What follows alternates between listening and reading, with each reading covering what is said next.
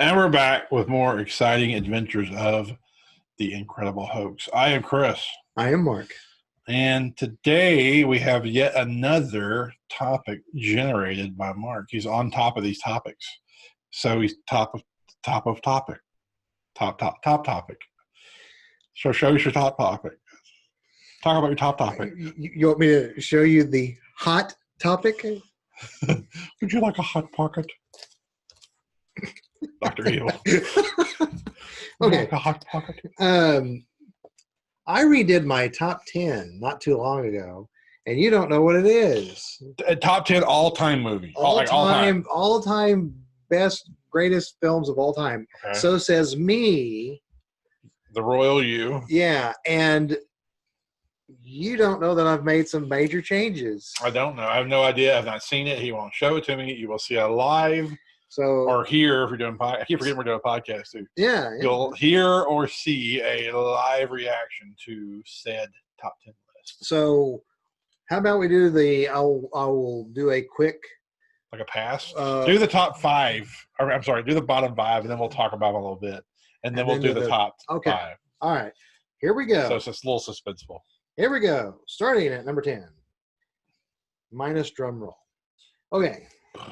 10 is The Kid. Charlie Chaplin's The Kid. Not surprised. Okay. Number 9, The Wizard of Oz. A little surprised. Number 8, The Searchers. Not surprised. Number 7, Lawrence of Arabia. Not surprised at all. Number 6, The Adventures of Robin Hood. Not surprised. None of those have surprised me. Okay. Well, Wizard of Oz does a little because I think it's the first introduction to the top 10 I've ever heard you say. It was actually higher. Was it? Yeah. I don't recall. It was actually 6. It fell a few spots down. Why? What did it do? What did it do to you? It hasn't even done anything. It's just sat there all these years. Errol Flynn. Oh, being in Robin Hood. Yes, it's just he gets better over the years. And well, let's just go through them real quick. I mean, we don't want to belabor the show, but The Kid. You are like way more a Chaplin fan than me. You're a way more silent film fan. Yeah, he's my favorite director. Yes. Right. Yes. Yeah, I like him, but they're not a go-to. In fact, I think I was telling you this. I can't remember if we did this on a show or we just talked about it. Like HBO Max has a whole like Chaplin section. Yeah, yeah. Like it's great. HBO Max is my favorite streaming. Piqued my interest, yes. I'm telling you, HBO Max is my favorite of the streaming things. I got a lot of them, and HBO Max is like hands down the best. Well, I'm thinking about it. If I was going to add, if I had to say, if you had to say, hey, I spend like $10 or whatever it is, knowing you, I definitely would say HBO Max because it's got like foreign films and all those movies we would, you and I would study like Sight and Sound magazine and all those polls of top 10 movies ever. They got them. Anyway, they even have like The Passion of Joan of Arc and crap like that. Yeah. Anyway, so that's right. The Kid. Good movie. I have seen that. I like The Kid. It resonates like a lot more with you than me, but I mean, tomato. It's not. I'm not gonna diss the pick because it's it's a good movie and it makes sense. It's like you wouldn't put a U2 album in your top 10, but my top 10 would be all U2 albums. So it's like it's just there's a difference. Tomato. Right. 9 being what? 9 was the Wizard of Oz. Yes. Wizard of Oz classic. I don't even know what to say about that. That's a great movie. It never makes my top thing. I love the Wizard of Oz. I never think about it. Remember I told you the whole Scarface thing? You remember my Scarface theory or principle or you said if it's on conundrum? The Scarface conundrum. I'll call it that. You know what? My talk about the Scarface conundrum. I'll restate it. Go ahead. So Scarface, if it's on cable or even some of the edited channels for that matter, I cannot not watch it. Mm-hmm. If it's on, I put the TV on Scarface. Right. At any point in the movie, I can watch the last 30 minutes. I can come in 30 minutes into it. I know exactly where it is every time, and I know exactly what's going on, and I just take it from there. Right. And I every time, dude, I'm not kidding you. If I'm passing by, I stop on Scarface. I never, ever rank it on any kind of all-time list ever. When I think of those lists, I never put it on there. So I don't know why in the hell my brain cannot not watch. Casino is becoming another one of those movies because it's on all the time on like Showtime or one of those channels. Right.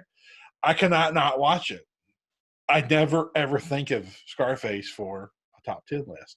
Wizard of Oz is somewhat like that. I mean, I love that movie. I adore that movie. I never consider it for top lists. There's probably some psychological like thing that's phenomenon, like where it's a comfort food, but you don't really think it's your favorite food or something. There's got to be something to that.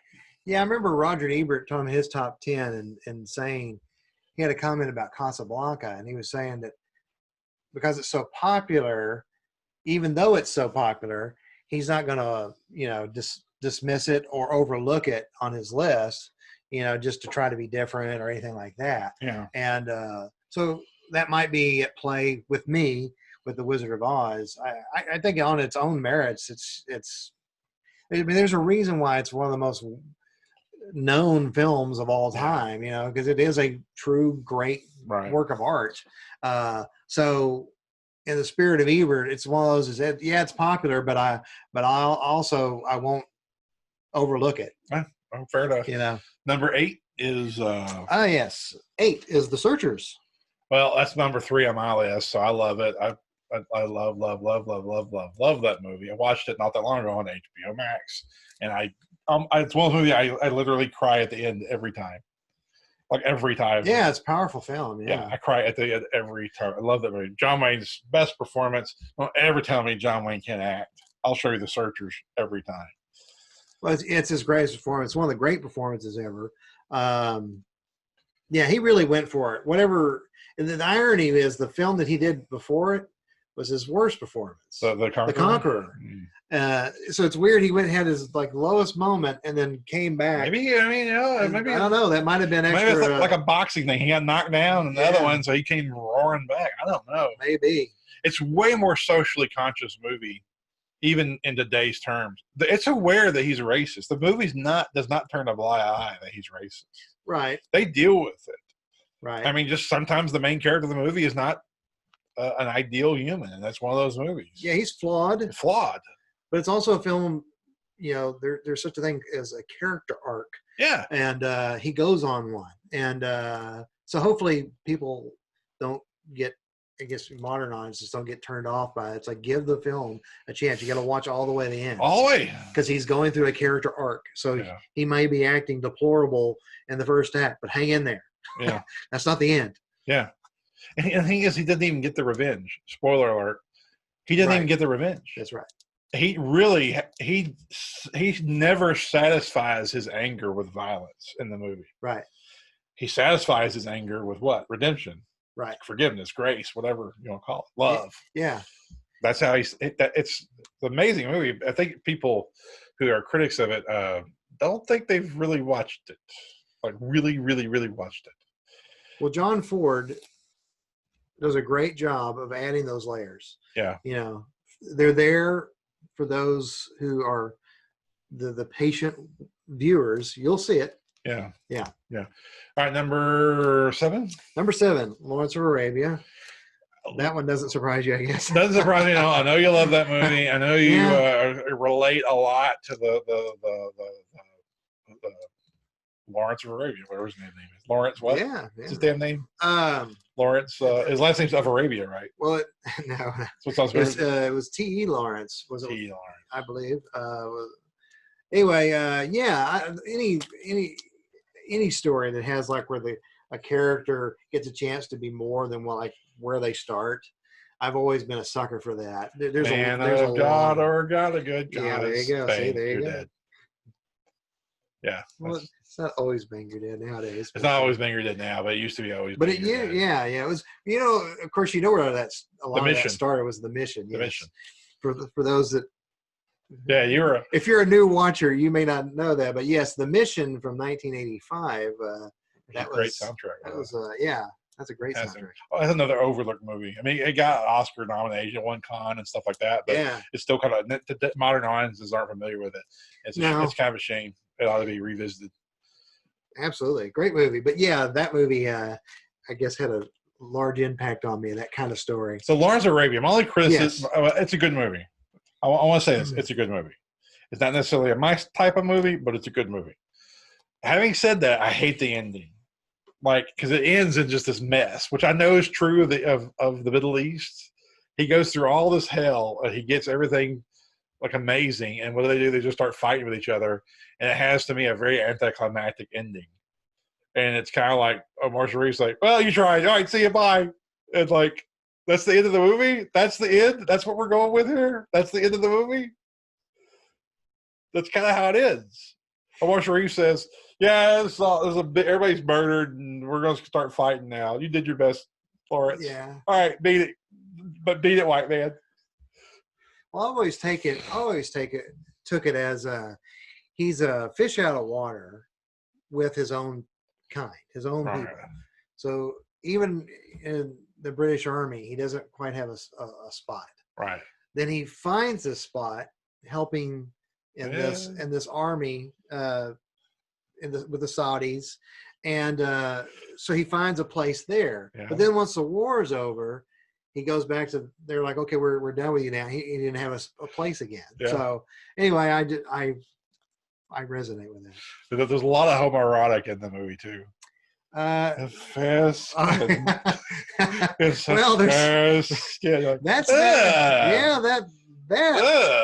That I don't know anything about, but yes, that's it's there definitely too. in there. It's kind of like It's Spartacus. there. Oh yeah, like in Spartacus. It's there in Spartacus. You're like, that that's what would you creepy. call that?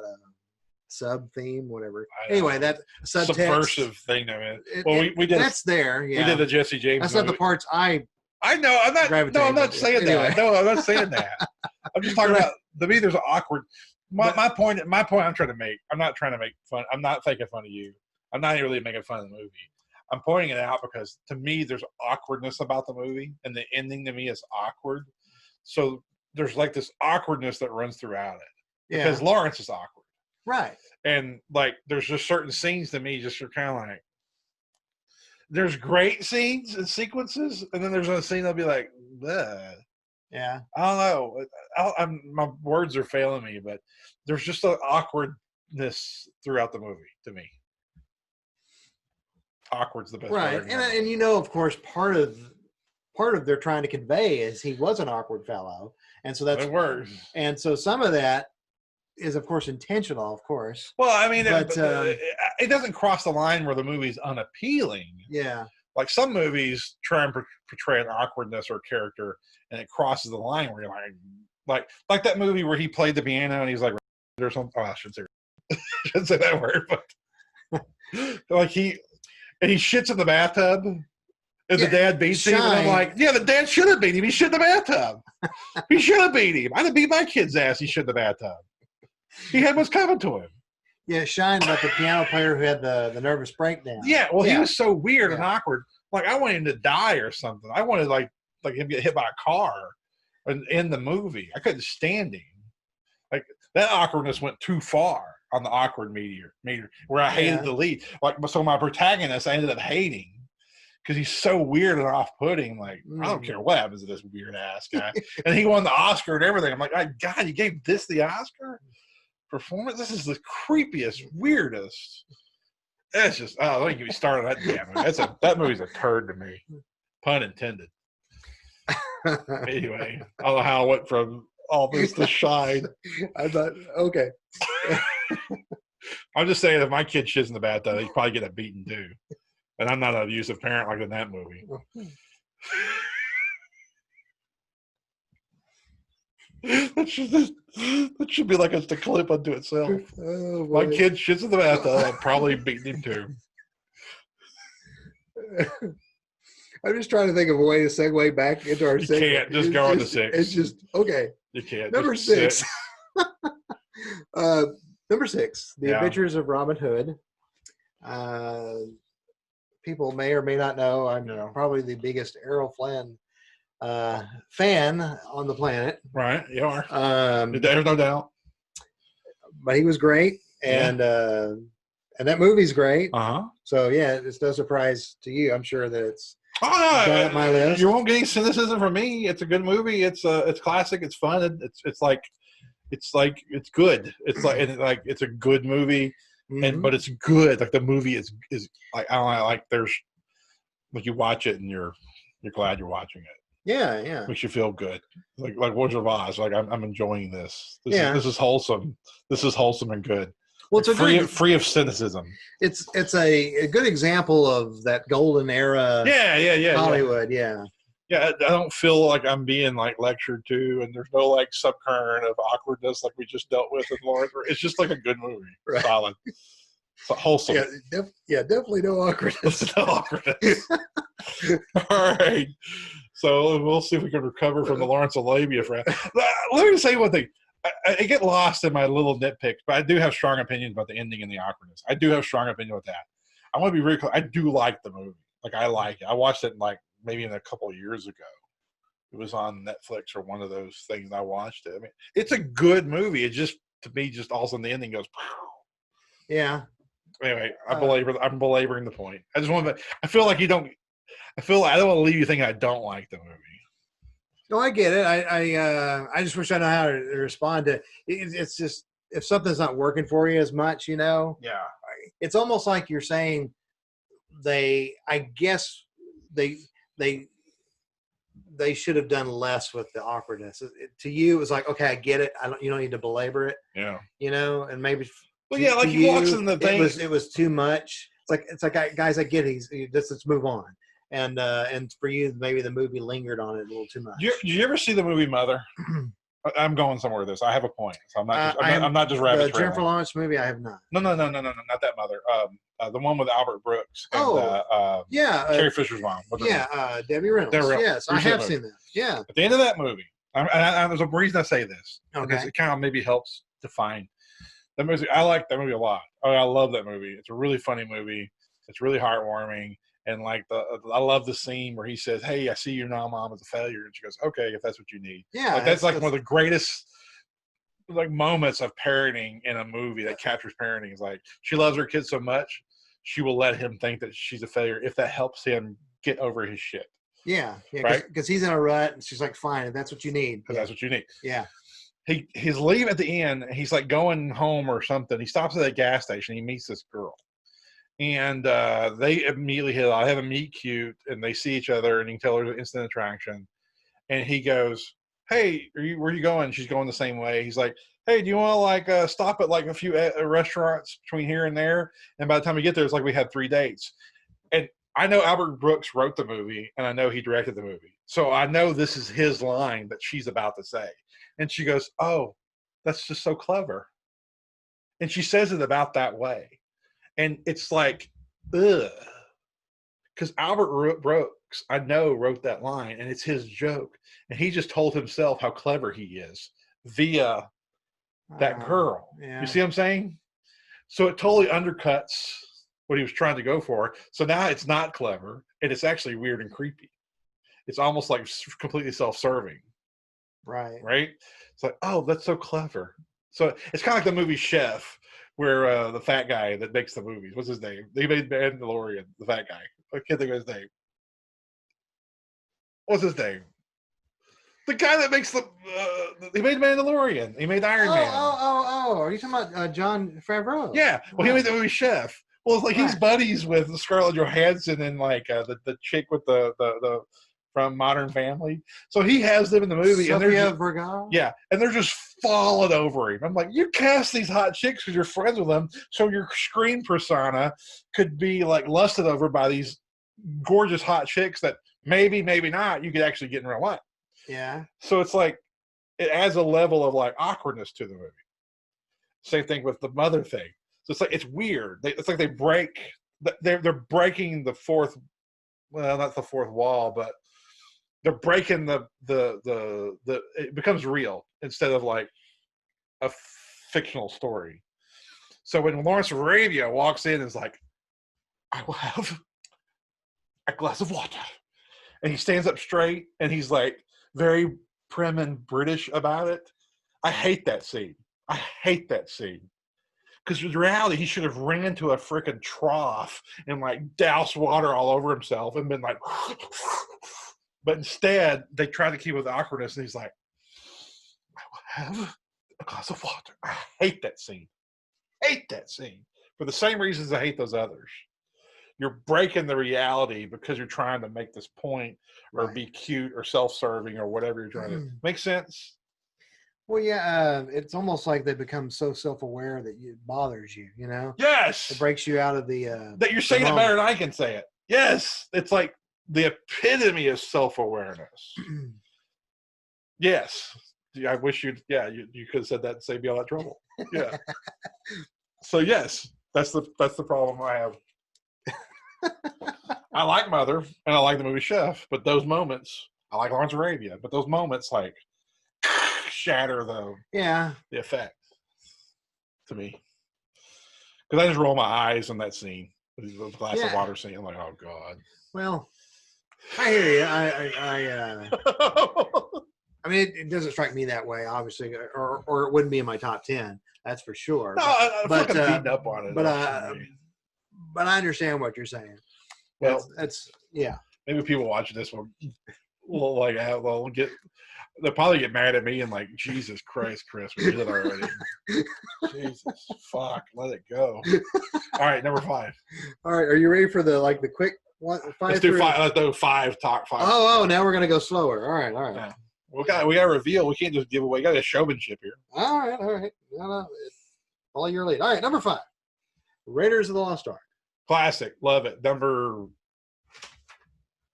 4 on mine. So way up there. We are in Simpatico. Right. One of the greatest endings of all time. Well, the greatest car chase. Well, no, I take that back. The greatest action scene of all time. That's how I'll word it. Yeah, that's usually, I think, how I put it, too. It's like probably the greatest action scene. From the airplane to the car chase. Oh, God, it doesn't get any better than what that. I call the convoy chase. The convoy chase. From the airplane and from the airplane through to the, doesn't get much better than that. Yeah, that whole 10, sequence 15 minute stretch, whatever it is. It's just really awesome. Off the charts. Awesome. 4. Okay, 4. All right, 4. All right. I was giving you the floor there. All right, number 4, Seven Samurai. Oh, okay. Interesting. Number 4? Yeah, I love Kurosawa. Like it. It's a long movie. I'm a big Kurosawa fan. Make sure you pee before you watch that one. Don't take a drink in the theater with you. That one's a 4-hour movie, folks. But it's great. You might eat dinner before you go watch that one. But it's definitely long. It's 4 hours. I think it's actually suited for streaming. I mean, I'm not being facetious. I really mean it. I think it's suited for streaming because you can break it up on your own in hours. Stretch, like an hour stretch. And it's not one of those movies that you have to watch in one complete sitting. You could break it up very easily. Sure, you could. Yeah, absolutely could. I like it. The look of it is like amazing. The character arcs of it, the hidden themes. I mean, I got nothing at all disparaging to say about it. It wouldn't be on my top 10, but it's not one of the movies I highly regard. But I mean, highly regard in terms of like all-time list or something. But no, it's rock solid movie. I can't bash you on that one. Well, what's strange about that one is that Toshiro Mifune, one of the top Japanese actors of all time, while I say that's the highest rated Kurosawa film, it wouldn't be like the movie I say that Mifune is the greatest in. It's not my favorite Mifune performance. Okay. Let's put it that way. So there's a little bit of, I think there's some irony there. Right. I would say in terms of just pure performance, I'd look at, in terms of trying to show off Mifune, I would look at something else like the Samurai Trilogy or Yojimbo. But he's very good in Seven Samurai, but that's the somewhat of an irony when you show that one. A lot of people have never seen Mifune before, and they're like, he's like some kind of clown for half the film. Yeah. And so they're like, well, this is some great actor. It's like, I know this. It's a different kind of role than he normally does. He's still great in it. Give it time. You'll see that he does get serious in the end. But anyway, I got a great movie. I have nothing by his performance to say disparaging. No, at all. Well, I don't mean that disparagingly. He's great in it, but I wouldn't say it's his greatest role. Okay. So anyway, I like it. You ready for 3? Yeah. Number 3, Star Wars. Dropped from number 1. That's disappointing. That's disappointing. This might be the Incredible Hulk come next week. Hoax plural. I told you this is. I was risking a lot bringing out this list today. Why drop? I was bringing out. I don't have to speak about how much I like it. I mean, look behind you. I don't have to do anything to tell you where I stand on Star Wars. So go ahead. Well, anything that's still on a top 10, obviously. You obviously love it. I obviously still love it. Yeah. But why I drop? But I just it has a lot more to do with a combination of things. One, the other films above it, I think, holding better over time, but also me resonating with them a bit more. Right. And it does not help that those other franchises have kind of, in a way, have been able to kind of preserve their, integrity. The integrity of the originals. Yeah. Whereas Star Wars has been chipped away with these bad prequels and sequels, and it just kind of it does chip away at the legacy over time. Yeah. It's not helped. I'm not going to say it's not a factor and be hypocritical. I'm going to be honest. Yeah, it did. It hurt. Okay. It had a effect. So that's another reason for people to not like Last Jedi. So there you go. All right. Well, that's disappointing. I predict 1 and 2, The Matrix is in there somewhere. So what's your number 2? Number 2 is The Matrix. I knew it. I don't know what number 1's going to be. I'm going to predict it's a Chaplin movie. But no, that's not Chaplin. No, it's going to be an Errol Flynn movie. All right, but don't tell me yet. Let's do The Matrix first. The Matrix. So I did rewatch that entire trilogy sometime during COVID, all the COVID stuff. I watched 1, 2, then 3. And I watched them, let's say within a week, no more than 2 weeks. Yeah. And surprisingly, number 1 holds up very well. I actually liked it a lot, probably more than I have in quite a while. The effects mostly hold up, not perfect, but I mean, most of the reason why the effects from some of those early 2000s movies, which that was 1999, I know, but from that post Jurassic Park era to now, those early ones, late 90s, early 2000s, is the blending. Like whatever their digital graphic doesn't blend well with the rest, and it suffers from a little bit of that. But yeah, the story wise, and number 1's rock solid. 2 sucks like bad. I think 2's worse than 3. Like it's horrible. It's boring, and like Neo has no personality. I don't know why they took a character that had some personality in 1, and then in 2 and 3 gave him nothing to do except for just run and jump and stuff, and look bewildered and lost. That's all his. That's the whole.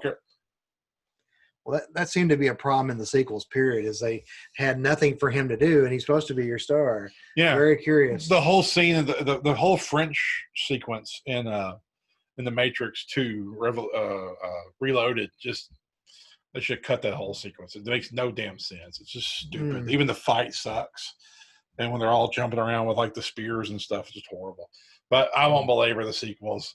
Number 1's solid. It holds up. Story wise, it holds up. Those directors, they're different. Those directors are different. I've got a mild fascination with those directors. Like I'd like to see some expose documentary on them in the future. Like when maybe they're old. I'd like to see some like Errol Morris like really dig into those 2 guys and see what makes them tick. Well, it's a great postmodern. But your speechless over is that? Well, I was just collecting my thoughts. It's a great postmodern flick because it's got a blending of different genres and different inspirations, but it's done in such a way to create its own legacy, its own mythology. And of course, that was what George Lucas was able to pull off with Star Wars. Sure. So in that way, I think they have that shared in common. And I find that it still holds up very well.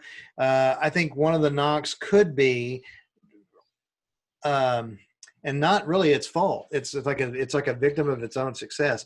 So many films shortly after The Matrix, there were so many complicators with the whole bullet time Yeah. and so on.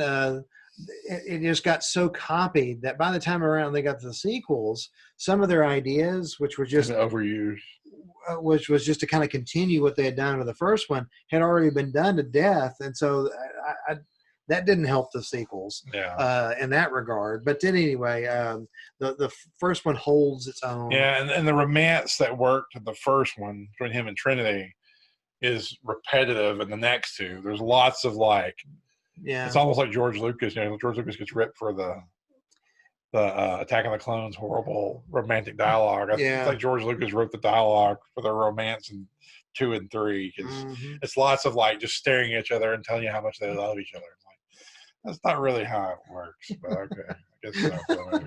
I've never really done that, but oh well. Number one now. I honestly don't know what it is. My guess is some Errol Flynn movie. Is my guess. That's my guess. All right, well, here we go. This is where the rubber meets the road. Okay. Number one, Peter Jackson's Lord of the Rings. Oh, I forget about those movies. Why number one? Why? It's great. Where do you want me to start? Of course, you have so many things about it that are wonderful. We can talk about the technical achievement that it was. That is its own conversation. Right. You can have, I think, great performances. In some ways, he was able to cast a type in some aspects. So you do have the great performances there as well. Okay. I think it's really well written. And it's very complicated to have that many characters run around and it still be interesting and give everybody their moment, their due. And the movie does have these. We're always talking about, please take an emotional crescendo. Yeah. This film does not fail to do that. It delivers. All three. They take those moments, and that's important to be able to pull that off. And so, and it has action, but it's very dramatic. Let's see. And after, hard to say, hard to believe, but it's been almost 20 years old. It's getting there. Anyway, after all that time, it still holds up extremely well. And it's kind of the epitome of what I like, is the idea of someone who's kind of he's just a regular dude, and he gets has this opportunity to be a part of a larger adventure and to be something greater than what he is. Yeah. And it's kind of taking that story to the ultimate. And I really love that. And of course, the scene when it finally culminates in the Grey Haven scene where Frodo's leaving all that. There's times in my life I really respond to that. Really, you're just so tired and weary, you know. You can understand why someone would I'm ready for Grey Haven. Oh yeah. I could totally relate to that on some levels. And of course, I love the moment where he's walking on the boat and his last goodbye, he does a little head nod. And we just talked about this, didn't we? I love that little head nod. That's little moments like that I love. There's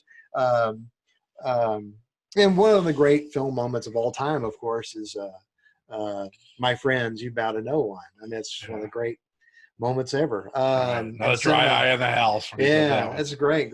So anyway, also I would say, before turning it over to you, streaming has allowed the idea if a movie's like really long or broke up into 3 parts, it's kind of made that no longer the hurdle that it would. Oh, the Irishman is like 3.5 hours long. Nobody cares. Because used to you when you were picking like favorites and things like that, a length would definitely be a negative against your us voting in terms of a list of greatest or whatever. Now it's really a non-issue. Streaming has made it where you can literally watch a couple of hours of The Lord of the Rings at a time and go through, as you say, all 3 parts. And it's just a great experience. Yeah, I like them. I think it holds a unique spot in kind of movie culture and its time at the time. It was really embraced digital effects, like more, Avatar kind of gets a lot of credit for being so digitally whatever, but it was like you had Jurassic Park for digital, and then you had Matrix, and then you had this big giant step from the Matrix to the Lord of the Rings. Is like, oh, what elevated. And I think the leap from Lord of the Rings to the Avatar wasn't near as great as the leap was from everything before Lord of the Rings. I hope that's a fair statement, but that's what I feel. Like there's a scene, I can't remember which one it's in. Like, it has to be the first one, and this giant orc monster is like pushing to raise a gate. Yeah. And I remember you and I both are like, that was the scene, like, oh, movies are here now. We can do really cool stuff now. Yeah, I remember it's in the Two Towers where Two Towers, yeah. Yeah, they're at Helm's Deep, and that troll was pushing on that the open or whatever you call the door, it. The lever, to open that large door. And you and I were both like, that was the moment. Like, and he got the scale of it. That was the thing that was incredible. You really got the scale. Well, it was like this big, huge digital movie, and then DVDs were really flourishing, and it got released with this really elaborate, thick, special edition DVD thing. Mm-hmm. And it holds like a special place in time. Like you had to kind of live around. You had to kind of be there to get it. Because like that movie was like when you got that movie on DVD, the special edition, it's like It's like wow, this is like wow, I've got like the digital version of Lord of the Rings. It's amazing. You know, now it's like who cares? But at the time, it was like crazy special to get. And it was like, wow, I've got this digital movie, and I can see it on the truest form in my home. Like it's the purest thing. Like, I didn't know Blu-ray was coming and 4K and everything else. But nevertheless, anyway, so it's a special. It was a watershed movie. It was a movie of its time. I liked them. I've always been. It's kind of like the Harry Potter things. I liked them. I liked them a lot. I don't get why everybody loved them as much as I thought they were good. I didn't think they were best picture-y, but everybody else did. So I'm not gonna. Who am I to judge? I guess, but I liked them. I never got the. We've had this conversation a million times. Sure. Like I like it, but I never got that. I don't know. Like I thought they were good, but everybody else kind of had on like cultural phenomenon level, and I was like, "That was a good movie." I don't know. I think it's a story. I don't think there's only so much I can like that story, and that's got nothing to do with the movie. That's got to do with the core story that goes back to the books. There's only so much I'm gonna like that movie, that story. Well, I mean, it takes you long. I understand that. Just take the eagle and drop the ring in the mountain. It's over. Done. You know what I mean? It meanders, and the weight of the ring kind of meanders to me. I don't want to go. I already spent too long on the negatives as long as Rabius. I'm not going to be that guy. Not a good movie, rock solid. I mean, what's not to love? What's not to love about it? It's not mine, but it's when I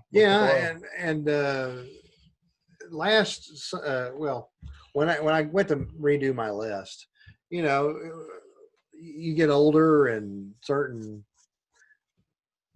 films kind of rise in stock and some will go down, and so there was a little bit of shuffling, but I have been saying Star Wars was my number one for a long time, really, and it wasn't like I didn't mean it, but I got to where for I don't know certainly the last 3 or 4 years, it was feeling like it was more me just saying it out of habit and less how I felt. And so I thought, well, when I redo this list, it's going to be interesting. I really need to think about that. I mean, is it really what I would consider number one? And it may be just age. That might have a big thing into it. That it just feels like a more mature story that you relate to in Lord of the Rings and versus the young farm boy and Star Wars. But Star Wars is a great movie. I love Star Wars. What's number 3? It's number 3. It's still in the top 5. And we care. And I care enough about the franchise that some of the things they've done that I feel like they've gotten wrong. I still get annoyed by, and we've had plenty of discussions, and we'll have more Star Wars talks or whatever. Well, I'm interested. Yeah. I think is it Amazon? Is that still happening? They're making a Lord of the Rings series. Is that still? Oh yeah, That's yeah, still happening. yeah. It's debuting next fall, is what I'm told. Fall of I don't know anything 2021. about it. I know they gave it some massive budget. They gave it like this crazy big Yeah, budget it's from like $1 hell. billion Yeah, or they gave it like something. $1 billion budget, which Mhm. makes no damn sense to me. But uh, whatever. I don't get that at all. So I'm real curious what that's going to be like. I would. Um, I never got invested in the series enough that the Hobbits mattered to me. Like it didn't. I didn't like the Hobbit movies at all. I mean, we've had that debate. Oh I sure, didn't care for them sure. at all. You like them a million times more than I do. And Right, right. but it never affected my liking of Lord of the Rings. I separated them. It's kind of like the same with Star Wars. In my brain, I'm able to separate the prequels and the sequels from the original, Yeah, and I can keep them separated. sure. You got to keep them separated, but Thank you, Offspring. and but I can do that. So no, Lord of the Rings is rock solid. Well, who am I? I mean, it's a great. They're great movies. I mean, I liked them at the time. I've not revisited them. Like they're on Netflix and everything else all the time, but Sure. just nothing really. I don't put them on to like be playing in the background while I'm doing stuff. It's just not something. Yeah. I don't know why. But I don't watch the Harry Potters either. For some reason, those two movies are. To me, Harry Potter and Lord of the Rings movies are connected somehow for some reason in my head. Well, they came out at the same time. Yeah, That's true. When they first started, 2001. Yeah. So that was a big year for fantasy fans. Yeah. Well, I get that you like Lord of the Rings. You've been consistent on that, so I don't take your comments as a negative. I didn't even make fun of the ending. I didn't even bring it up. I didn't even make fun of the ending. Well, I used up all my goodwill on making fun of Lawrence Arabia. I cashed in all the chips on that movie. Well, but yeah, I mean, that's my top 10. It got changed from what it was. Certainly looks different than what it did. 6-7 years ago. I think one of the shows we're going to start working on, we might do. Probably won't do top whatevers like every time we do a recession, so we don't like just cram them all on top of each other. Maybe space them out more. But I'd like us to. We talked about off air to do the best of, and you go backwards by decade. So the best of the. We already did the best of like this decade. Yeah, 2000. Now we'll do like 01 to. Just had a brain fart. 10. Yeah. Yeah. 99 to 2000 or 91 to 2000. Let's say work backwards, at least through the 70s when we were born. I mean, I don't know if I could do 60s and everything prior. I don't think I could do that. I ain't got enough. The safer bet is you got to stop just at the 70s. Yeah. I think I've got a pretty good handle on 70s forward. That's what I do with my music compilations, by the way, is I always 70s and up. I don't anything that's like before that is always like its own little oddities disc. Yeah.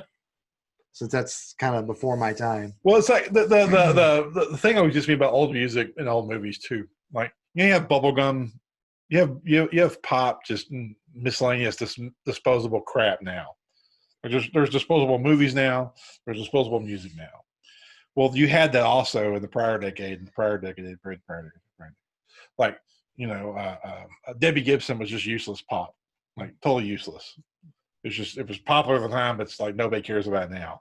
But every once in a while, somebody go, "Oh, Debbie Gibson, she was so great. We all loved her." It's like, she was crap then.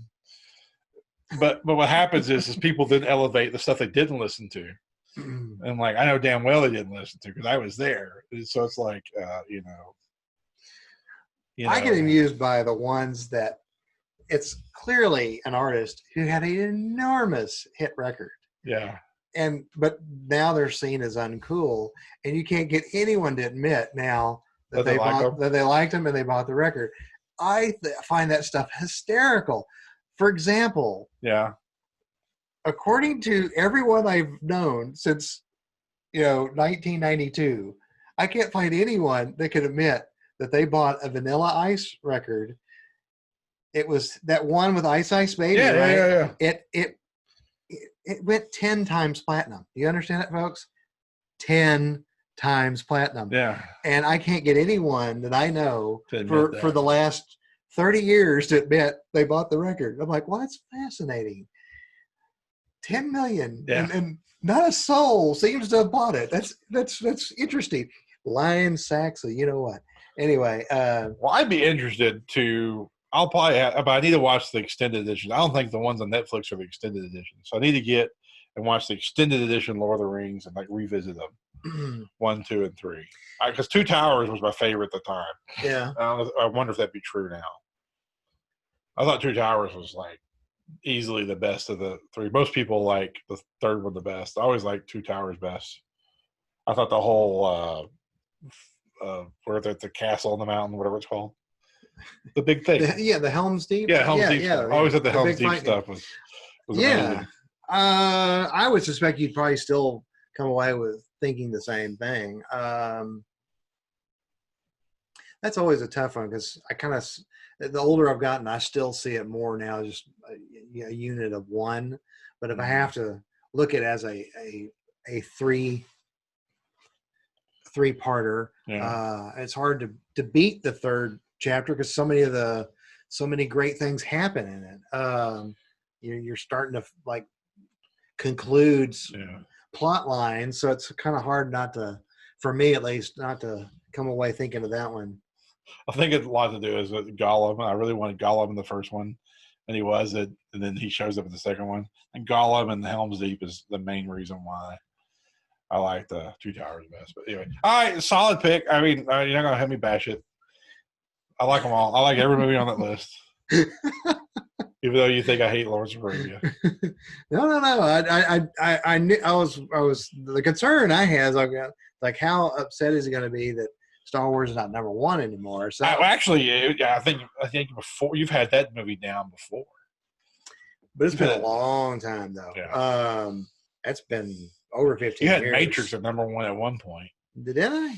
Yeah, and then you had some Charlie Chaplin movie, I think, number one at one point. I thought. I don't know, some damn, like The Kid, I think might be number one. Well, I know in the 90s, most of the 90s actually was 2001 was that's my another favorite. one. And then I think I did go through some confused years where I guess I went through, I guess, a couple before I settled back to Star Wars and then stayed at Star Wars for I've been pretty consistent over for a 10 long years. time. I've been pretty consistent for a long time. I'm not too crazy. I'm always not liking my 6 through 10, but 1 through 5 has been Star Wars, RoboCop, Searchers, Raiders, and Empire Strikes Back since like forever. Well, yeah, you've definitely been consistent. I think some of these titles, I